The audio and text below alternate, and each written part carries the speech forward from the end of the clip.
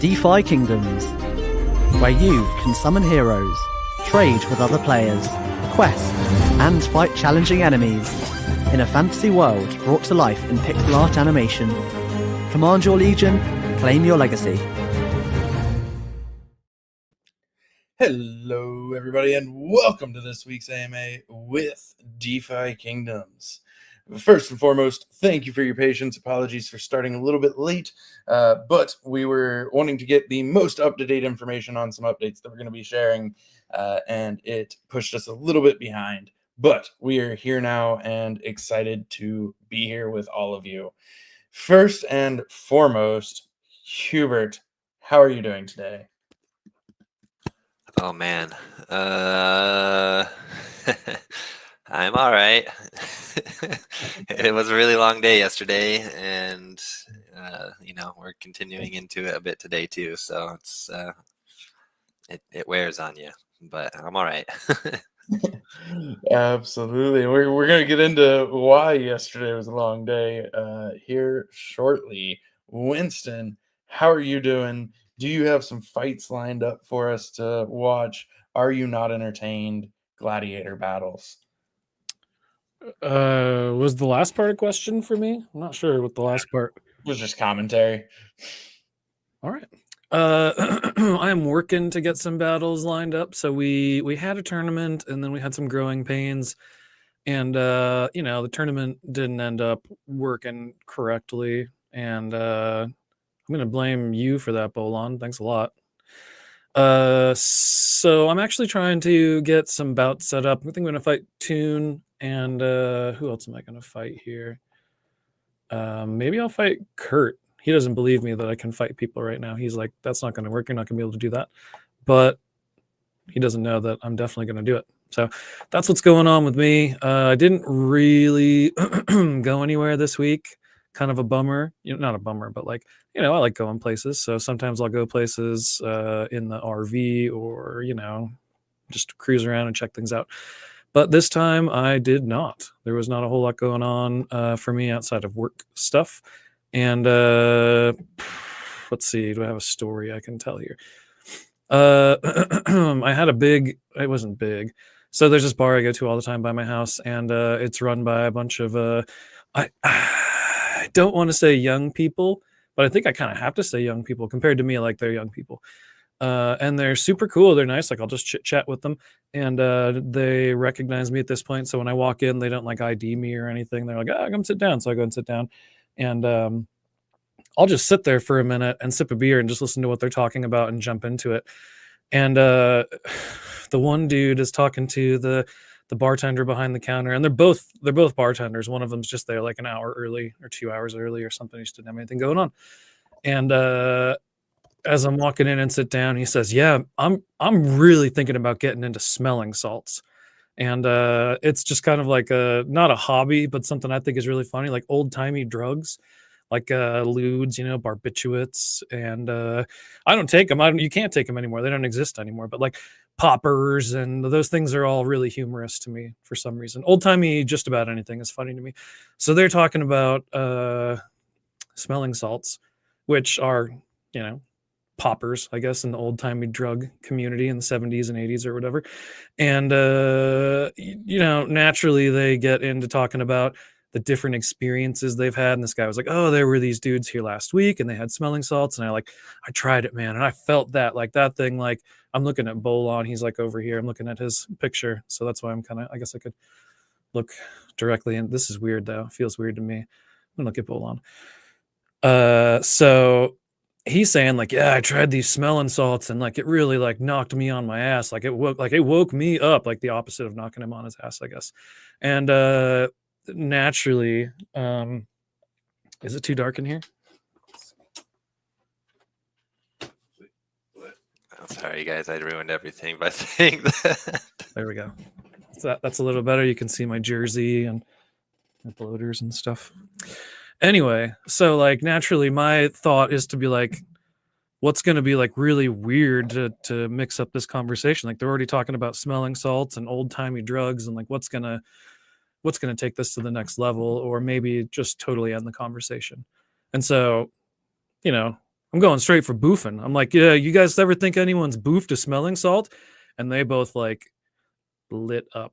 I guess they both have boofing stories and they've done boofing before. And like, I'd stepped into territory I was not actually prepared to step into. So I guess the moral of the story here is that don't try to bring up something that you think is kind of funny with the young people, because like they might be into it. They might be into it. So I don't think that was much of a left turn. I mean, we were talking about smelling salts and lewds and all that stuff. So I don't think it was really much of a hard turn. But they loved that topic shift. Like they went off on that for several minutes. I didn't even have to say anything. It was great. It's a great time. So didn't go anywhere. I didn't physically go anywhere. I didn't physically go anywhere this week, but I went to places I did not expect to go still.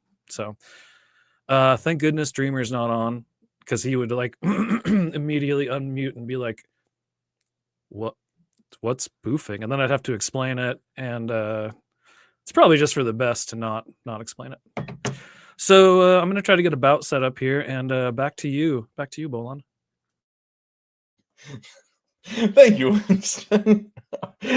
Much appreciated. One quick update before we go into some of the news from yesterday. This weekend is unfortunately daylight savings time in the U.S. for 48 of the 50 states, because 2 of them are smart enough to not do it. So we will be... Name them. Which 2? Arizona and Hawaii. Listen, I'm very up to date on my time change stuff. That was fast, dude. You had that locked up and ready to go. Well, I live in a state that voted like 10 years ago to stop changing the time, and the federal government won't let us do it. So I'm very familiar with the arguments. But it's hard to imagine anyone not letting Florida do whatever it wants. Well, they won't say no; they just ignore us. Like it's never been brought to the floor at the federal level. They just ignore it. They won't acknowledge it. It's really annoying. Pretty smart, I guess, actually. Because what can you do about that? Right, exactly. But anyway, unfortunately, this weekend will be our daylight savings time. So for those of you that are not in those 48 states, that means that our AMA will not be at the same time next week. It will be 1 hour later. 1 hour. 1 hour later. Later for them. Yeah. 1 hour later for them. That got really hard right there. Sorry, guys. But it's nice for us. We get like an extra hour of sleep. It's the other way that sucks. It's dark at 5 p.m. But yeah, wanted to give you guys a heads up. So for all of our European users, as well as our other parts of the world, Asia, and also our Arizonians and Hawaiians, for the rest of us, the time will change, and therefore so will the AMA. So keep an eye out for that. I know it's always a little confusing that first week, so just wanted to acknowledge it and let you guys know. With that, though, let's talk about what everybody actually cares about. Hubert, you mentioned that yesterday was a long day. Why was yesterday a long day? I don't know. Might have had something to do with releasing like the biggest thing we ever released. That might have been it. Maybe. So yeah, we had a really big release yesterday. We basically packed in all of the things that we'd been planning on in the same day, and I think with really big releases, there's typically some bugs that will need to be resolved, and that was true this time too. But it was also a very large release, so like some of the bugs were a bit more unfortunate than others, I would say. So we are still in the process of resolving some of those, but overall we do have durabilities out, enchanting is out, and pet combat bonuses are out. I've seen many people rolling their combat bonuses and enjoying those and seeing all the things, and also saw there were some like text errors in some of them that I think those were all mostly resolved at this point. Typical was up late kind of resolving all of those, so kudos to him for doing that. Those are all resolved, by the way. Nice.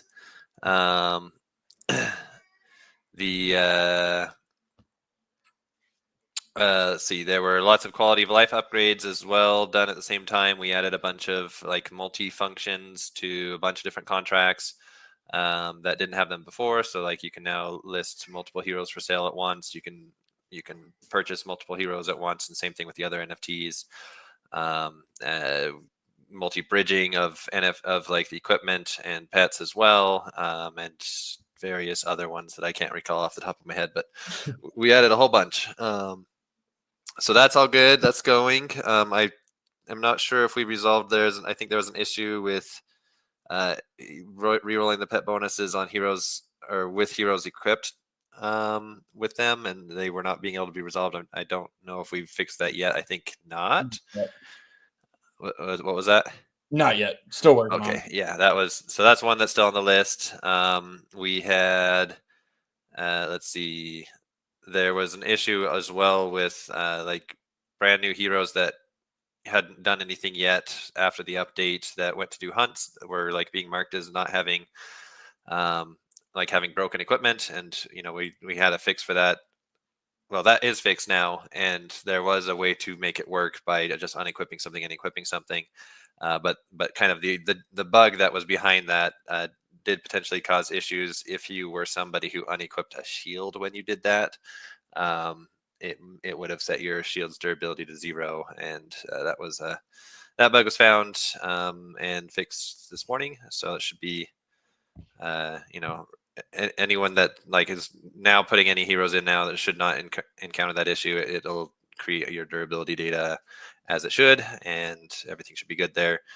I only am aware of one person who happened to unequip a shield and lose durability on their shields. But if anyone else had that happen, let us know, and we can see about what we can do for that. But unless you're trying to burn them to dust them, in which case you're welcome. Yeah, you're welcome. So anyway, so that's all done.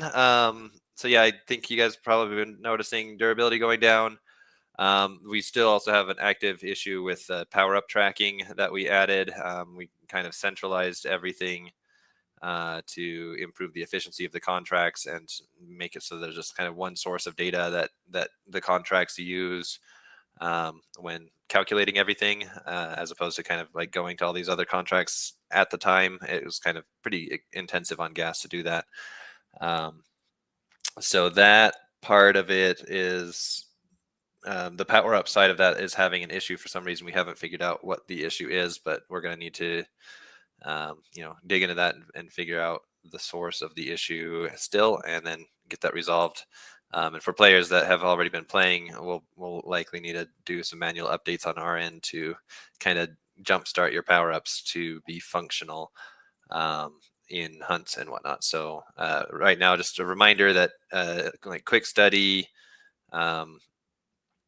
rapid renewal, and lightweight are all not functioning for time being, and you should still be able to get those benefits from doing profession quests, but not from hunts at the moment. So that's another top priority to get that fixed. But yeah, that is one of the other things. And then I guess the last one was the biggest one, was our Halloween contest,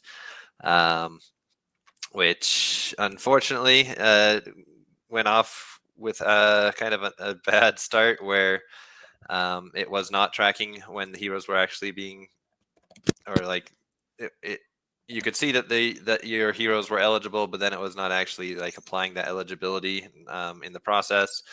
The bug itself for that was kind of the worst kind of bugs. I hate these kind of bugs because it's such a simple tiny little mistake, but they're like really hard to find because of how simple they are. But we did find that, and we have that fixed now. But we have the Transcendence contract still paused until we kind of resolve those that did already burn their heroes during that time. We're going through and verifying eligibility of those heroes. And we'll be doing an airdrop of stones to those wallets that did that if their heroes were eligible, and you'll get the amount that you should have gotten. And then we're not going to update the counts on the contract side, so we're just going to end up having there be about, I think it was like 907 heroes were transcended before we paused things. So there'll be 907 more heroes that can be burned for stones than there would have been if this bug had not happened. We've gone from about 12,000 to about 13,000. Yeah. So, which, it's not necessarily, it's more than we had intended, but it's not a bad thing. If the quota is still all met, it just means that there will be even more heroes available for Ragnarok than before. So that's just a good thing on our end. So, I'm not really that sad about it. I'm sad about the frustration that you guys all had to go through last night. But we'll make sure that you guys get stones. It's. Let's see. I think, was there anything else there? I see Winston unmuted. Yeah, I literally laughed out loud when you said that you weren't that worried about it or you weren't that sad about it. I was like, oh, you should have lead with like, sorry for your issues, guys. Nah. Yes, the event is still paused for the time being. As far as the timing, we don't know for sure yet. We're working on getting through all of the heroes that were already transcended. So it may be later today, but we don't know yet for sure. Stay tuned. We'll let everybody know both when that airdrop is coming and when the event will re-kick off, because it's really just kind of a restart to the event. But yeah, really appreciate you guys. And I mean, at the end of the day, like the one thing that I hope you all know is we're going to make it right. So, I know there were a lot of people in Gen Chat last night when it very first started, like, I didn't get a stone. We're going to make it right. So we appreciate your patience and understanding. Yeah, real quick, sorry to butt in here, but we did get about going. I'm going to fight Toon, 300 Jewel to the voters. Get in there and vote on that. You got like 20 minutes. This one might run over the end of the AMA, but it'll be fine. It'll be fine. So, man, that is never mind. That was an incredibly even split vote, and somebody knew I was about to say it and just aped in on Winston. Who's the? There's only one person that apes in on Winston. So is that Max? Is it Max? No, I'll give you one other guess. Is it you? It's me.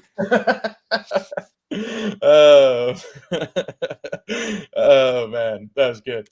So yeah, timing wise on the event, stay tuned. We'll be back with more updates. That's what we were actually working on, which is why we were a couple minutes late to the AMA, but we don't have a final answer just yet. I do have some more update or more release things that I want to ask you about, Hubert. But before we get into that, Zipper shared a couple images in Discord yesterday that I thought were really interesting, and I'm going to put them up on the screen before Winston has a fight going, and see if you can give us some context around these images. I got to do them one at a time, unfortunately, but this one right here is this one of them I wanted first. Sorry, this is the one I wanted first. What are we looking at here? Yeah, so that's our front end release branch GitHub. So 1,508 files were changed in the process of everything. For all of the things that we released yesterday, we had that many adjustments and added 66,000 lines of code. I think subtracted 19,000 lines of code or edited them. That's could be deleted or edited. So a change basically, and a whole bunch more additions. And on the front end side of things, there are a lot of files. Little files for just one specific little thing. Something for every modal has their own pages associated with them and whatnot. So there's a ton of files on the front end side, and each one of those were modified either by Beetledude Typical or Mr. Zipper, and I'm sure I'm not sure. I wonder who did more, and I kind of feel like maybe this time it was Zipper, because I know he was just doing a whole bunch of the odds and ends, which I think that that just adds to like a bunch of random files all over the place rather than like one big focus thing. So but yeah, with like the pet combat bonus stuff, I'm not sure exactly how the file structure was set up for that, but there was a ton there. And yeah, just that just kind of shows there's a lot that we did, and we have to, when we're doing our testing, we do our best to make sure we check everything, but it's pretty easy for some things to slip through the cracks. So And then we get to the second one as well. yeah, this is the Solidity side of our repo. So yeah, we had 195 files change, which not like front end, but again with the front end, it's many smaller files. With this, these are mostly smart contracts or tests that test the smart contracts, or like supporting data files. So I'd say the majority of them are going to be smart contract updates. And yeah, so we added 32,000 lines to the repo there. I'd say probably a lot of those lines were new data files. Just we had enchantment data, repair data, dusting data, all of those kind of at like each entry is a line on that. So I think there's quite a bit from there. But then updating the contracts as well. Especially with durability, it's all very interconnected, and we have to go especially like, so the smart contract side, that like everything that's happening on the blockchain, it's a live state machine that we have to work with. And when we add features like durability, where suddenly we are supposed to be tracking things going down, and we need to do it in a very efficient way, like we're going from and we're doing this system that's live, we have to have kind of a transition methodology that we use that like kind of picks up at any moment when the hero does something. It's like, oh, this is the first time since this update, so we need to do all these extra steps. We got to make sure that happens everywhere in every instance, so that if you equip something, if you unequip something, if you do a hunt, if you do a patrol, if you do a tournament, if you bridge, like all these different things, we needed to kind of pick up that it happened, and that we get that data created, and we mark that it has been created, and everything is tracking that it has been created. And so there's just a whole bunch of things like that we have to do, in addition to just making it all work in general. Yeah, with that bug I mentioned earlier with the shields, there was just one thing amongst those many lines of code where it was just pointing to the wrong contract when checking for the shields in one spot. In other spots it did not have that issue, but in one spot it did. Yeah, so that's just, you got to dig through all these thousands and thousands of lines of code to find kind of these little things. But yeah, it was a lot. I'm very happy that we were able to get this all out, and we're still kind of doing some cleanup steps at this point, but we're already knocking a lot of them off the list. And then once that's all done, it's going to be, everything will be nice and smooth and gravy. So hopefully within the next day or two, we should have, all the major things resolved. For anybody curious, if you add together those two green numbers of new lines of code, it's 99,222. So roughly 100,000 new lines between front end and Solidity. Just a small update. Just a little one. So with that, probably 95% of it all worked too, or maybe right, higher. exactly. So Yeah, when you think about it in this context, hopefully it helps kind of frame, like, yes, a couple bugs, but overall pretty smooth. A couple of things that I wanted to highlight with you. So we talked about pet combat bonuses. You can reveal your pet combat bonuses at either the Hatcher in Crystal Vale or a new NPC in the Sundered Isles docks.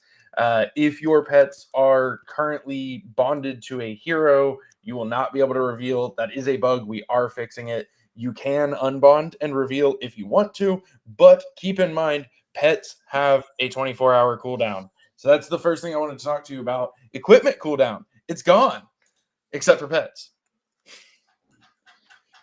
yay. So yeah, equipment cooldown is gone everywhere except for pets. Pets will retain their cooldown because they do not have durability. So that is permanent. Pets will always have their cooldown. So just something to keep in mind on that front.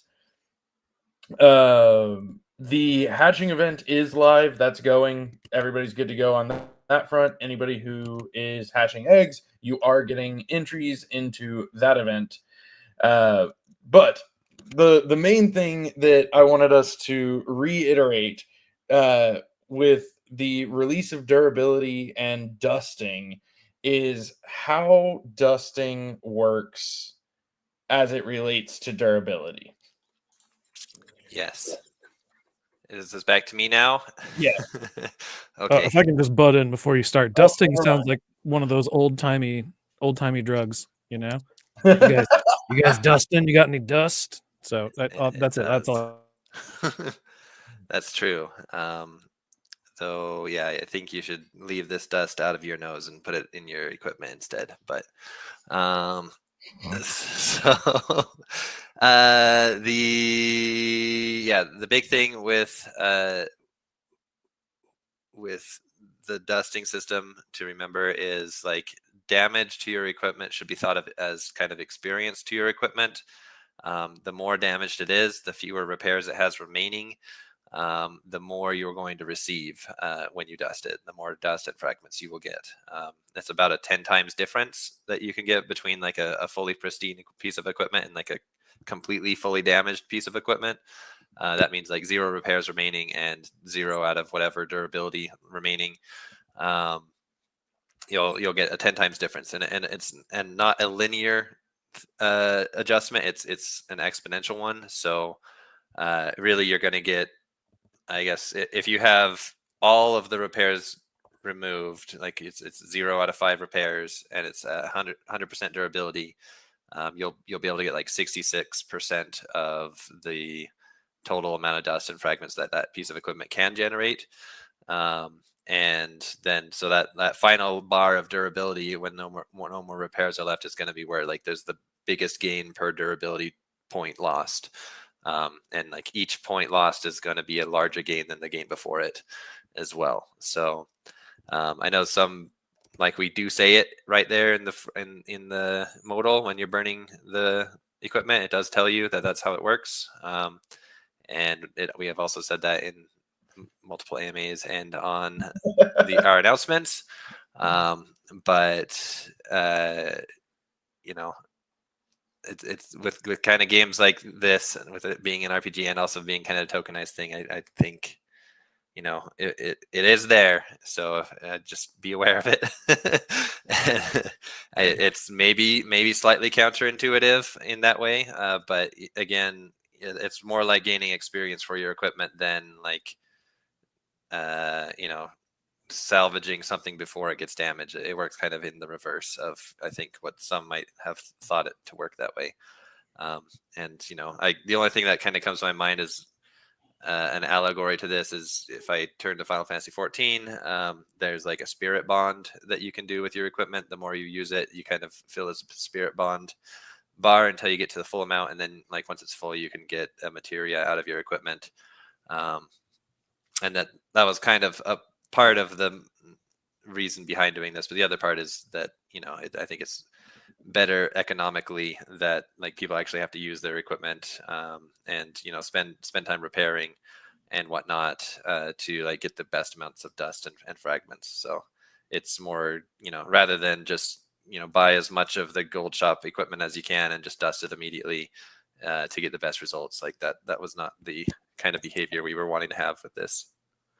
Yeah, I was just gonna butt in and say exactly what you said there at the end, that you know, people are rewarded for using it and not rewarded just for, oh, I bought 100 bows before, you know, last week before anything kicked off, so now I've got 100 of these, the best essence and the best dust or whatever. So it's it makes a lot of sense to do it this way. Also, I think people are going to be afraid to use stuff if we don't do it this way. You know, you get a Gorbo drop and it's like, hell yeah, this is, you know, you don't even think of it as a Gorbo. You think of how much dust it is. That's 2.9 dust, and I can just immediately sell that for whatever, you know, versus an item that you can use and play the game with. So I guess you can just sell the bow if you want to, but that's not very fun. Indeed. Question from chat: is there an enhancement, which I'm assuming enchantment NPC in Crystal Vale? Enchantment NPC is in the Alchemist. So go. The Alchemist has finally gotten some company. He was getting really lonely over there in his little hut. So now he has a frog to keep him company. Which actually, I think the frog might have already been there, but I don't remember. Nah, he's new. Is he? Okay, good. Awesome. Anything else from the massive slew of updates that we want to talk about before we go into some questions? Just 6 more minutes to vote on this. It looks like we've got, we usually average about 50 million and we're still under that. So a few more people get your votes in on this before it's too late. Nice. Sorry, I got distracted by chat. Awesome. Well, let's go into some questions. We didn't get through very many last week, as we talked about the lead up to this this update, but let's get into some this week. First question, as it should be, goes to Hubert. Hubert, any thoughts on why Patrol's enemies don't scale to hero levels like Hunts do? Yeah, that was an intentional decision. We wanted patrols to be more like kind of your regular random encounter experience that you'd see in other traditional RPGs, where if you go to a weak area, you'll fight weak enemies. If you go to a strong area, you'll fight strong enemies. And they are what they are, and what they are, and you don't have to. There's no formula that defines them differently based on what you are. So it is that was kind of the idea there, and kind of creating a place where people could have a path to progression, where they start at level 1, they go to the level 1 area, they get to a certain level, and they feel they can start pushing into the level 4 area, and so on. That is probably what we're going to continue to do when we're doing anything that's related to patrols, or any other systems that use the patrols structure in it. Void hunts, on the other hand, are intended to be kind of a boss fight experience where it's always challenging, regardless of what you're bringing. That one is, and the rewards are typically greater on the void hunt side as well. So that is, there's those two different paradigms, and they can have, the two systems are meant to fulfill two separate purposes. Nice. Awesome. Thank you, sir. Quick question from chat on the durability and dusting topic. Does durability add up between each repair for dusting, or is it just remaining repairs plus remaining durability at the time of dusting? I'm not sure I fully understand, but I'll just explain it in a way that probably answers the question. Like every repair is considered the full amount of durability that your equipment has. So if it has like 30 durability and 5 repairs, if it has 1 repair used, that means 30 durability has been spent.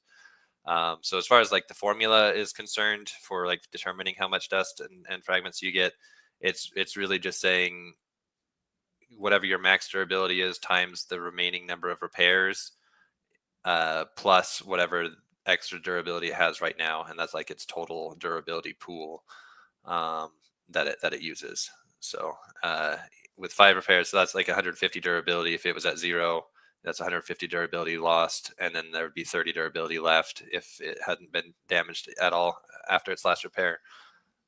So going from 150 to 180 is kind of that last step where you can get that remaining 33%. If that makes sense. So repairing prior to reaching 0 durability will not later punish you on dusting. No, yeah. I mean, if you want to power grind dust, your fastest approach is going to be probably to go on patrols and take 1 durability damage and then repair, and then do that again and repair. and you can get to 0 repairs relatively quickly doing that way. Here's a funny question. Maybe I wasn't listening. I was talking to Germ there in the chat, but do you think people are gonna try to sell very, very low repair left stuff? It's like, hey, if you want to get this much essence, you could buy this nearly broken item. I think I was thinking that people would do that, but it would be more of a gotcha kind of situation where they weren't trying to convince people to go for the dust, but we're trying to they didn't want to pay to restore their equipment. And so they let other people, buy them and nearly all the way destroyed or all the way destroyed and have to deal with that.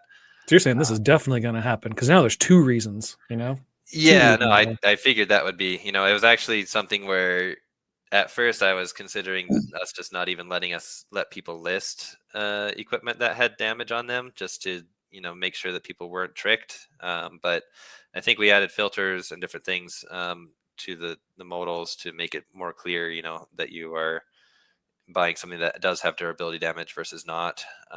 So, maybe you'll be able to snag something at a discount and, might need a restore right away, but, then you'll have a fully restored thing that would have cost maybe a discounted amount.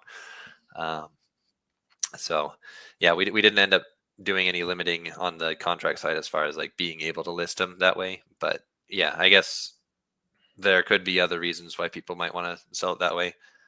So yeah. So would it be correct that the difference between 0 out of 30 durability and 5 out of 5 repairs compared to 30 out of 30 durability and 4 out of 5 repairs is pretty negligible because it's really only 1 durability difference? I think that those are actually 0 durability difference. Oh yeah, I guess technically they would be, wouldn't they? Yeah. Otherwise it would have to be 1. Yeah, I think that's the same. Those are the same. So it's very negligible in that it's 0 difference. Right. Nice. Awesome. Thank you very much for more information on that front, because I know a lot of people were puzzled by it as they were looking at dusting some stuff upon release, primarily because they did not listen to us or read the modal. Yeah, I guess we also, I'm kind of jumping back into our announcement stuff because I don't think we really talked about enchanting very much. And I guess, the purpose of all this dust and these fragments that you're making is to be able to enchant your equipment. Like that piece of that secondhand pants right there has 3 enchantment slots available that none of them have enchantments in them. Each of those could have an enchantment added, and they would each provide whatever bonuses the enchantments provide on top of whatever the equipment provides normally. You're telling me these pants could have even more speed? You could.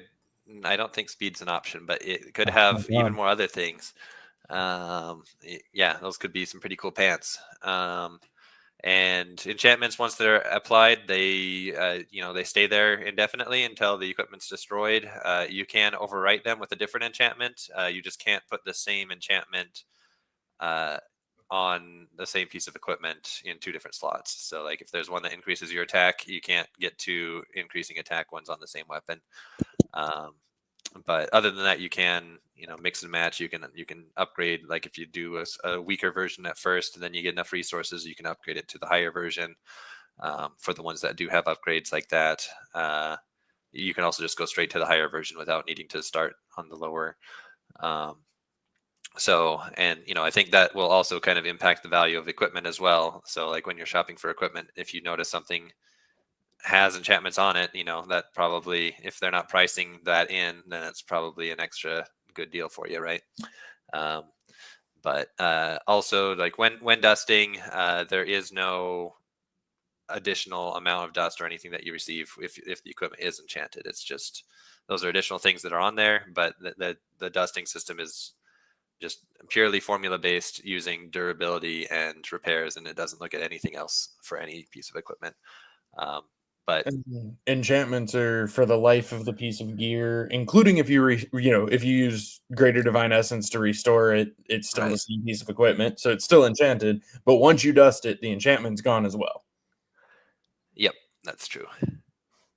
Nice. Awesome. Yeah, I know that one. There's a lot of good details in that one. So I'm glad we spent a few minutes going through all of it.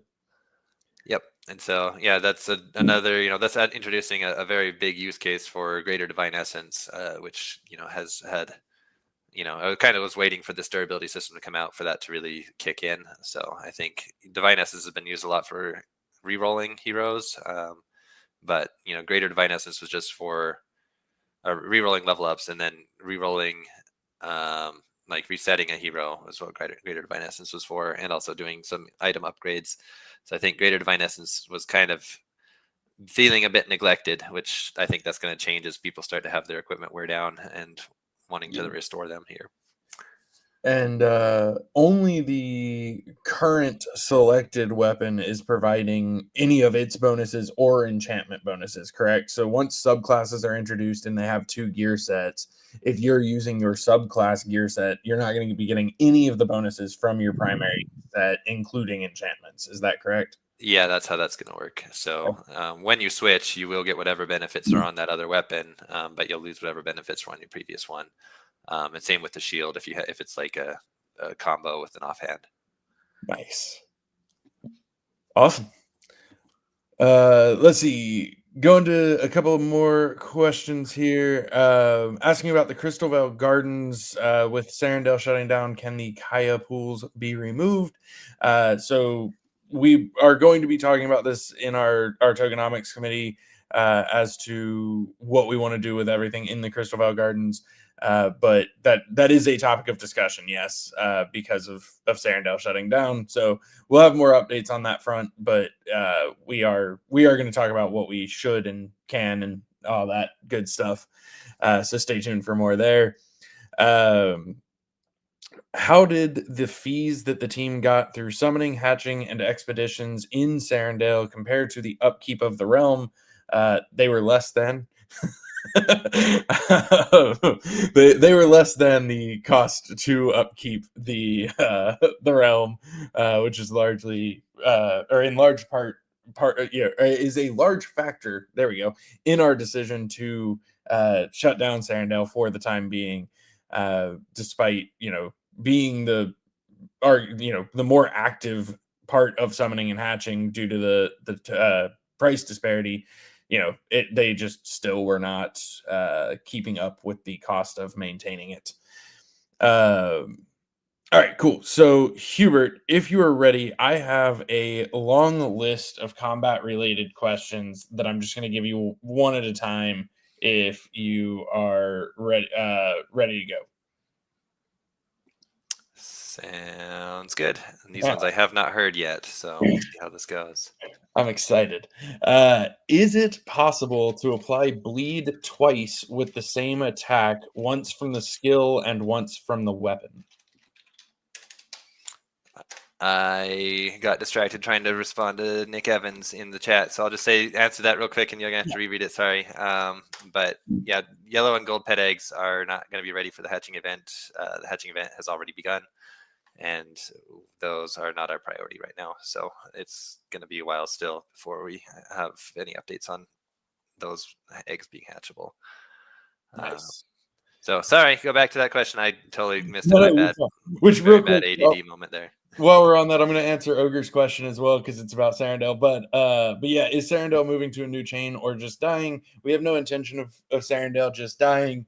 Right now, we are just doing like a temporary shutdown. What we do with Sarandale next, we're going to figure that out. So for right now, we needed it to stop being a financial drain, but we have no intention of letting Sarandale die. Sarandale is our OG home realm. That was the first place. It's the only place with lands at the moment. I know how crucial that is to all of you. But yes, next steps undetermined. But I do not think that dying is the end result. All right. Anyway, sorry. Back to the question. So, Hubert, is it possible to apply bleed twice with the same attack, once from the skill and once from the weapon? Yes, and also if you have now enchantments, you could have a third opportunity of it happening as well if you have the bleed enchantment on your accessory. And if you use Maul, you have 6 chances to inflict a bleed, or 5. Yeah, I Right. think we counted that if you have all these other bonuses and you're using a specific axe, you could have 8 chances of inflicting bleed. Yep. Uh, One of my favorites. Does stun break combos? And if you cure stun on a hero or cleanse stun on a hero that had a combo active, does that combo come back? so yes, if the stun goes through, meaning they lose a turn, then the combo would be canceled because on their stun turn, nothing happened.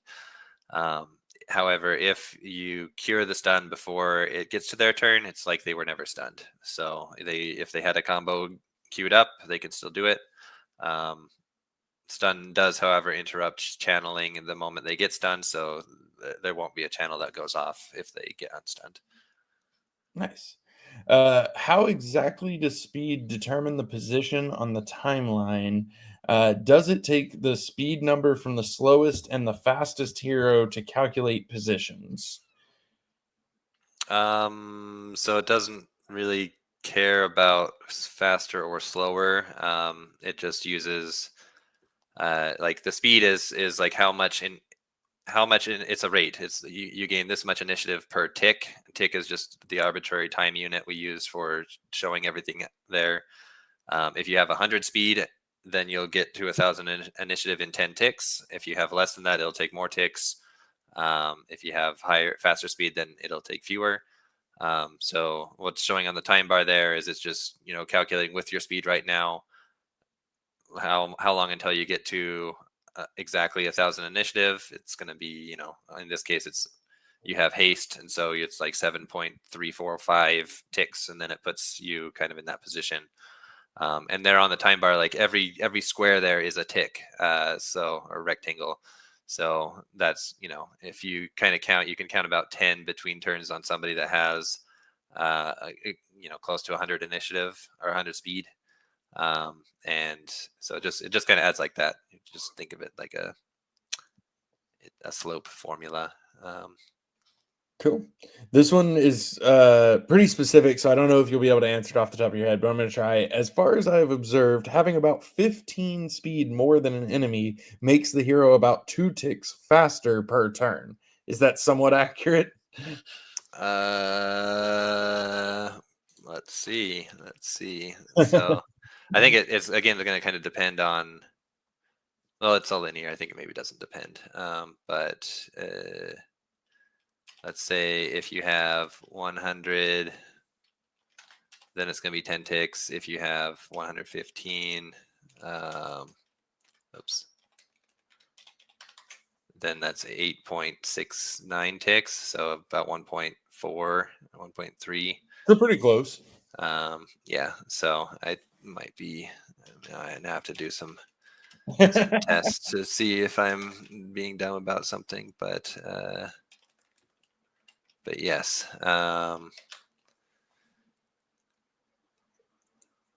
Yeah, so it does depend. Like if you're on the slower side, it's if like for example they have 80 speed, then someone with 95 it's about 2 ticks greater in difference. So I think especially it's kind of a diminishing returns.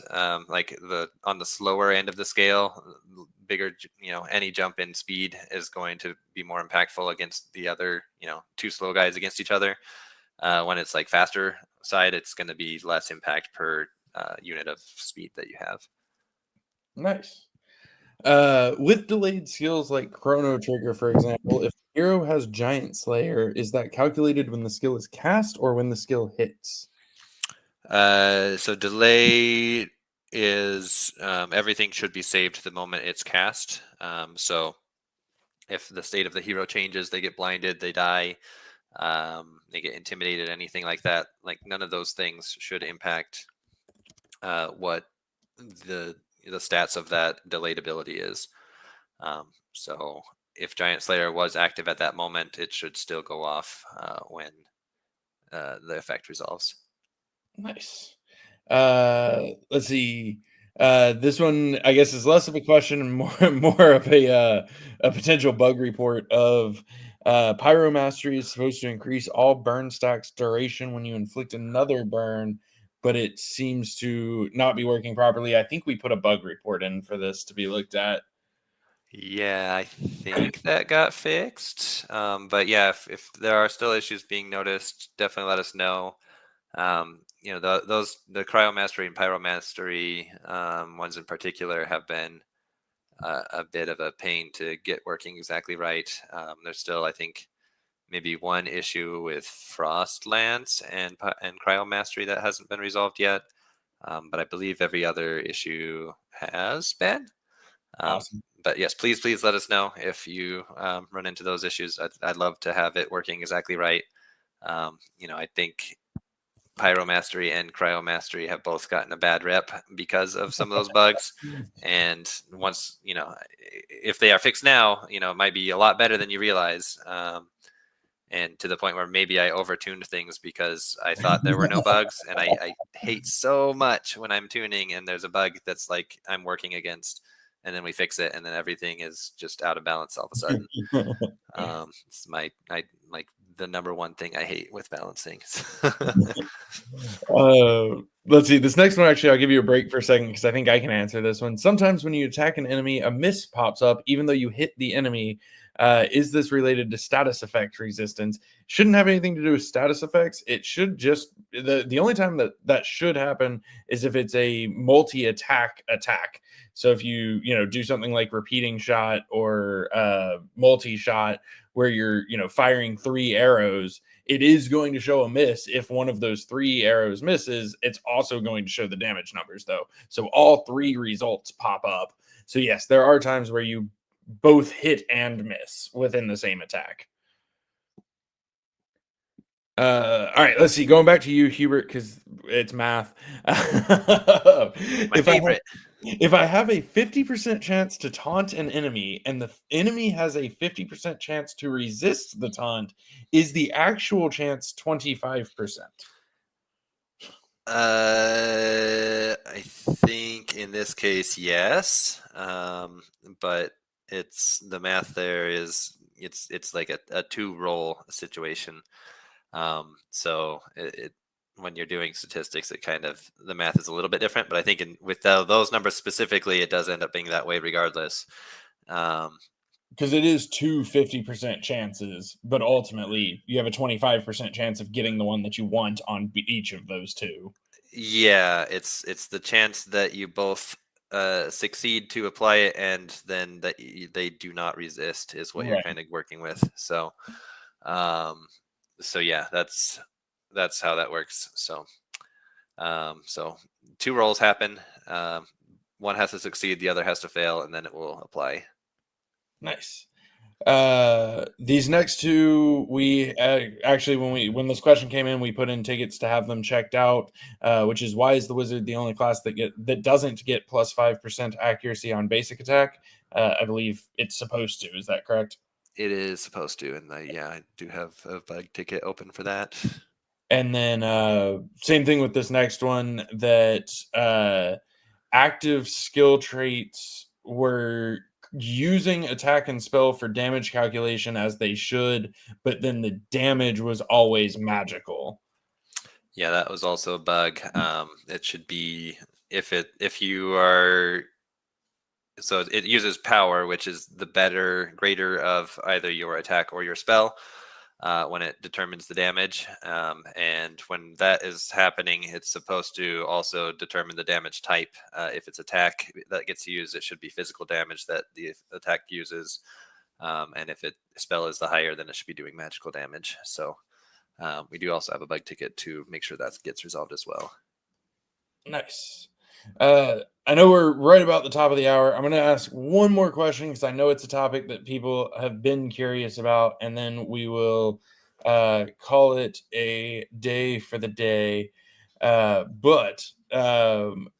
Actually, real quick, I lied. Sorry. I'm going to ask you a quick question from chat, although I don't know if you'll have an answer off the top of your head.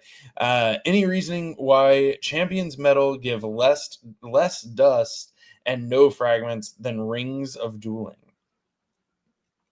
Yeah, I'm looking at that, and that's an interesting choice that was made there by, I think, me somehow. I, I also look at many of my previous choices and go, that was an interesting choice. Yeah, that might have been an oversight. I mean, I don't think that was intended to be that way. There might have been something, because yeah, champions medals are rare. So I don't know if you guys have already burned those. I may try to get Magnus to update that to new values, because yeah, that should be higher. So thanks for pointing that out. My bad. Sorry. There's a lot. Many lines. So many lines. 100,000 lines, literally. And I will say that this is something I hate, but it happens, and I am trying to deal with it. But like, people don't check my work very much. It's people, I think, trust me too much because I'm a math guy, and I point on all the issues. But I really wish people would check my work too, because I am capable of doing a copy pasta or something from time to time. And so it's my fault. I didn't notice it, but I blame other people for trusting me too much too. I like it. I like that, actually. So yeah, stay tuned for potential updates on that front as well. All right, sorry. The last question that I was going to ask you, can you talk a little bit about the next phase of the Sarandale shutdown?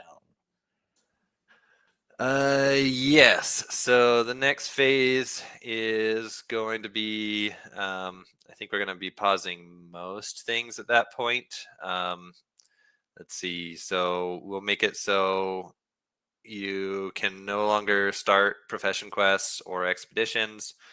And then we're going to put a time limit that maybe will be about a week from that point, to where you will only be allowed to cancel expeditions and questing at that point, and you will not be able to complete your quest. So there'll be a little bit of time for you to kind of finish everything up, but you won't be able to start anything new. And once it gets past to that point where it only allows you to cancel, anything that was still pending will just effectively be lost.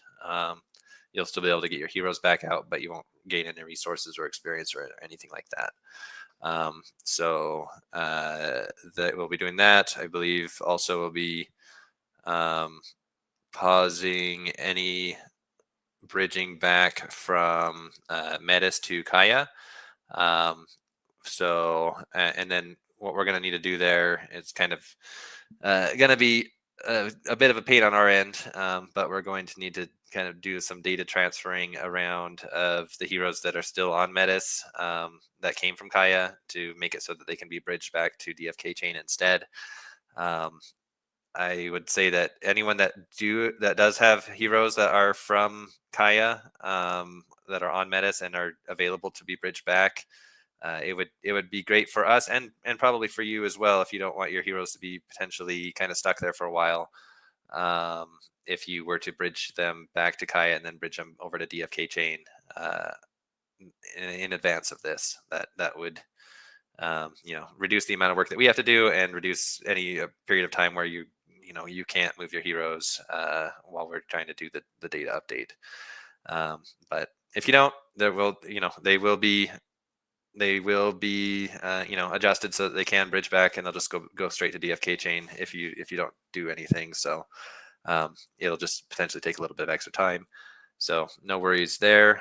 But that will be something we'll be doing. And then I think essentially every other function that is still available right now on Kaya will be paused. I think we'll probably still leave selling to the item vendor open, and I think we'll still leave buying things from the NFT marketplaces open, but not selling anything, or not selling anything on the NFT marketplaces, and not buying anything from the gold vendor. And we'll also be setting up the stone carver to just go away and come right back to Crystal Vale again, rather than kind of jump in between the two realms as well. So that will basically bring everything to a state of, really all you can do is kind of take things off of Kaya, really, or the decks will still be there. We're not going to do anything to adjust the decks. We can't really adjust the decks anyway. But so, any liquidity that's still there can still be traded with, with anything that's still there. But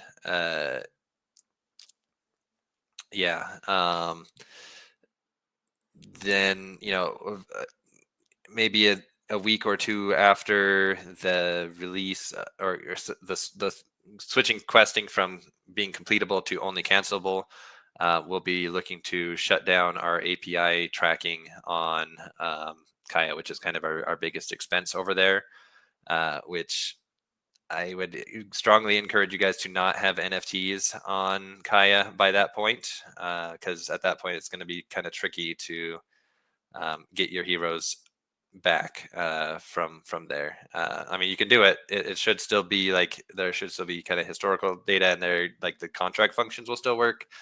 But if there's any transferring from one person to another or anything like that, the API is not going to pick that up, and so the front end might not be very helpful for you in that case. We may be able to get some things to help support that still, just using contract calls, but kind of no guarantees there. And really it would be best for everyone involved if you were to just move your assets over before we get to that point. Please go move your stuff. Yes. Please. Let's see. Did you mention the jeweler? Yes, the jeweler. I did not.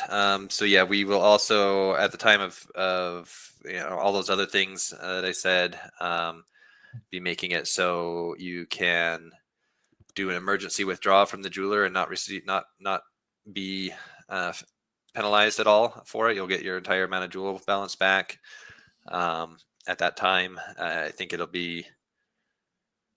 Yeah, so that should be at the same time as when we pause questing and everything else over there. So that will be an option. You'll also no longer be able to deposit or extend your balances there if we haven't done that already. Maybe we did that already, but I believe we did do that already. Okay. So yeah. So yes, so that we'll be doing that as well. And then I guess as far as when we're gonna actually do that, it could be next week. It might be the week after, though. It's gonna kind of depend on how much time we need to spend resolving the remaining little bugs from our release yesterday. So we can start turning our attention to those next steps.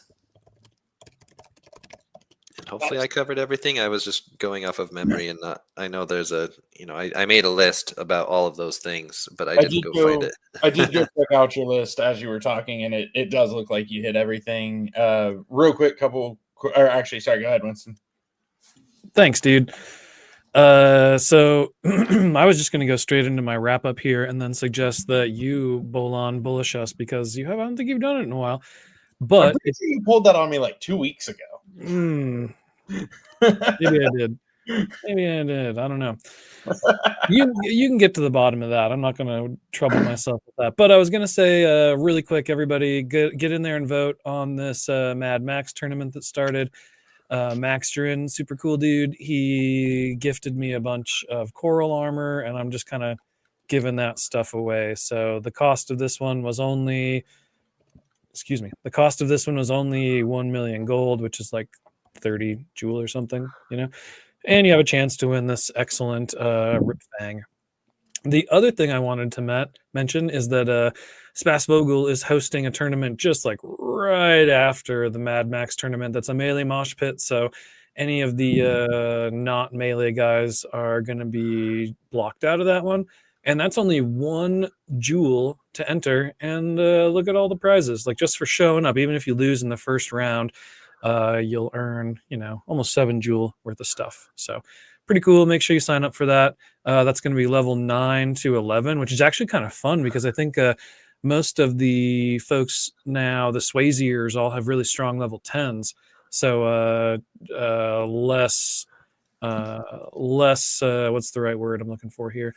Folks who have not spent quite as much time as those people may be able to bring a level 11 that's not quite as heavily crafted, but also is a little more powerful because it's level 11. So pretty cool idea. I'm impressed by that, and I think I might try doing something like that myself. So thanks for that moment, Bolon. Don't forget you got 1 hour to join this Melee Mosh Pit. And then for probably the next hour leading up to that, you're going to have some bouts to vote on. And these ones are, there's Jewel here, Jewel for the taking. And then one of these guys is going to scoop this Rip Fang. So thanks to Max, there's going to be 7 or 8 of these, depending on if I can put them up correctly. And so far, I'm like 75% accurate on putting them up correctly. So, I think that's it. I am going to do my wrap up really quick. So thanks, everybody. Thanks for joining us. Check out these tournaments. Keep playing with us. We're just going to keep cooking, keep building. So stick around. Thank you. Thanks so much. Nice. Thank you, Winston. Real quick, couple things from chat, and then I'll hand it over to Hubert for final thoughts, and I guess I'll go last, apparently. But heroes locked on Metis. We will be implementing a way for those heroes to be able to go from Metis to DFK Chain. That will be a little bit later. So, but if you're not worried about getting those heroes off of Metis in the short term, you don't have to worry about it. It'll be fine.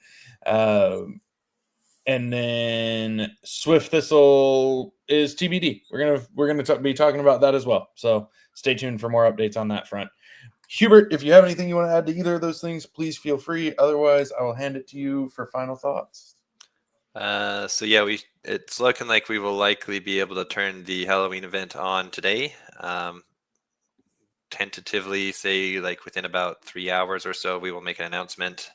And we're looking to have all of the stones that should have gone to you guys from who were there last night and try and send it to heroes. We should have those airdropped either at the same time or prior to that going live. And yeah, sorry if I stole thunder on that one, Bolon, but no, not at all. Yeah, and otherwise, I appreciate everyone's patience. I know it's frustrating when things don't work properly. It's very frustrating for me as well to see that frustration. And in the background, we were working really hard to figure out what was going wrong with all the different things and resolve them as fast as we could, or at least come up with something to stop the bleeding until we could resolve it as well. So. It was a rough day yesterday for us. There was a lot to do. I feel really bad for Magnus and also for Beal Dude, who stayed up very late. He's in Europe right now, but he was staying up late for American time zones with us, and I don't know what time it was, maybe probably like 3 or 4 in the morning for him. But we did probably our besides when we launched Kaya, where we had to do like every contract again that we had done previously, like that was more of a known quantity already. Like we didn't actually do a whole bunch of new things. Like this is our biggest release of brand new things, and I think it went really smoothly. I'm excited to now see how that's going to shape up the ecosystem. I'm already seeing a lot of things with the new pet combat bonuses, and it seems like you guys are really excited about that. I'm just looking forward to see how durability plays in and how the enchantments start to play into things. And just moving forward from here. Now we kind of have, once we get these bugs out of the way, cleared our plate and can focus on Ragnarok exclusively. And that's going to be kind of our next big focus for a while until we have that done. And then just really looking forward to getting to that point as well. And so a reminder again that with this Halloween event, these heroes that you're transcending, they are joining the armies of the gods, and they will be what people are using when they play the Ragnarok mode. It will be, pulling from those heroes in kind of a drafting style gameplay experience. So if you're burning, more desirable heroes with better stats and better traits, those will likely be selected more. We do plan to have a leaderboard for like players that are kind of the hero suppliers, in addition to like there being leaderboards for players that are playing the game as well, things like that. So it should be a really cool thing. So I'm looking forward to all of that, and I'd really like to see that be a success. So I hope all of y'all are still planning on transcending a bunch of heroes. The list is now larger since the 900 or so that happened didn't count. So there are more out there available for you guys, and we have about 90 days to meet all those quotas. So there's quite a lot there. Only less than 10% was done in like the first hour of that amount. So alrighty, and yeah, with that, I guess you were doing the bullishing, right, Bolon? Is that what I heard? Apparently, yeah. Anyone can do it. Hubert, if you're like feeling bullish, just bullish us. We know what Bolon's gonna say. No, I want to hear Bolon say it. All right, let's do this. Just real quick, thank you as always to everybody tuning in. Thank you, Winston and Hubert, for being up here. Shout out to everybody who asked questions for us to answer. As always, you can submit your questions in the AMA questions channel in Discord. If you have asked a question, we have not answered it. It's just because we didn't get to it yet. These last couple of weeks, we had some pretty beefy updates to get through, but next week we'll be diving harder into questions again. So stay tuned. If you don't know what Ragnarok is, it's because you haven't been paying attention. Go listen to the last couple of AMAs. Get your pets out, get them in battle. Really looking forward to watching PvP with pets, with enchantments, with durability. So much cool stuff. There's so much impact from the release that just happened, and I'm just super excited for it. And I don't know, I can't think of Ragnarok and not be bullish. Bullish. Thank you all. We'll see you next week. DeFi Kingdoms, where you can summon heroes, trade with other players, quest, and fight challenging enemies in a fantasy world brought to life in pixel art animation. Command your legion, claim your legacy.